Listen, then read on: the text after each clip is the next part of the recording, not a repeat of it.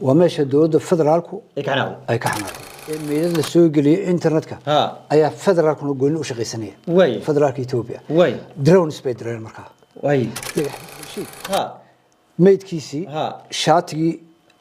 دولة دوتي قبل يرد الميراء oo ilka dabarale oo social media laga yaabay inaad ku aragtay ayaa gashatay oo leh Ethiopia waatan maxaad naga qaadi kartaan Cabdirashiid waa kan shatigiisi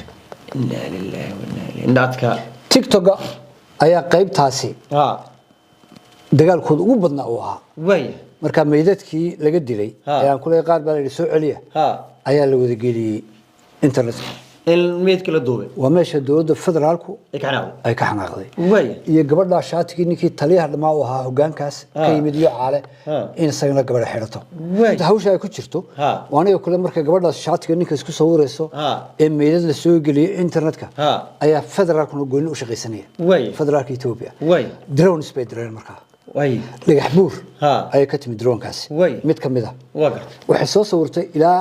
aaga xuduuda ee joogan raggan markii hore dagaalamay ee ka dagaalamay meesha la yiraahdo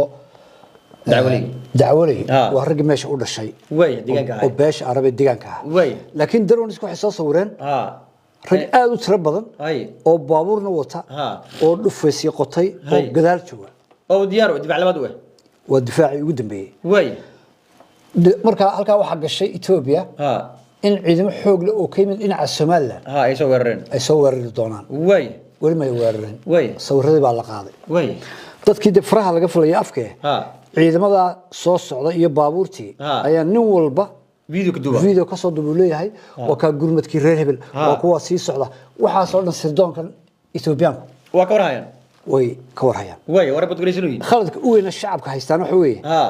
dadkii waxa ay haystaan dagaalkii gooja cadde iyo kii ceergaabo ee loo kalka ahaa ee wax walba la sawiray la qeynay anagoo reer hebel anagoo sidana inuu yahay waxaan lala dagaalamayna waa federaalka Ethiopiaanka iyo DDS wax oo dhan waa dawlad qadiima marka wixii baa barnaanka la keenay baabuurtii yaacayse ciidamadii dawladdu waa shakday drone bedran drone-ka soo suurtay sawirradii baa la soo akhriyay ciidamada la soo diri doona marka ciidamadaasi 3 meelood bay ka soo weerareen dawacalay iyo 2 meelood oo dhufaysadii la soo sawiray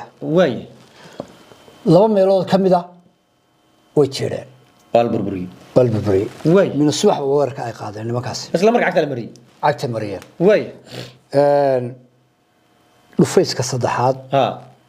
iyo ciidankii lii booliiskii halkaas dagaalku u xumi ka dhacay way ka saar kar waayeen labadii duhurnimo dagaalku lixdii bilaamay labadii duhurnimo laga adkaaday meesha laga saaray waxay ogaadeen marka dagaalkan in loo dhan yahay Soomaaliland oo dhan ay wax ka ogtahay oo ay socoto inay tahay taasi meel dhigteen ciidamadii federaalka ayaa la diray in xuduudka ay xidhaan waxay leeyihiin Soomaaliland baa baabuurtoo dhan ka soo gelisay dadka nala dagaalamaya iyo caalamka iyo xafiimaha Ameerika laga soo gelaya dabeetana iyo waxay yaqaanaan calaamad la yiraahdo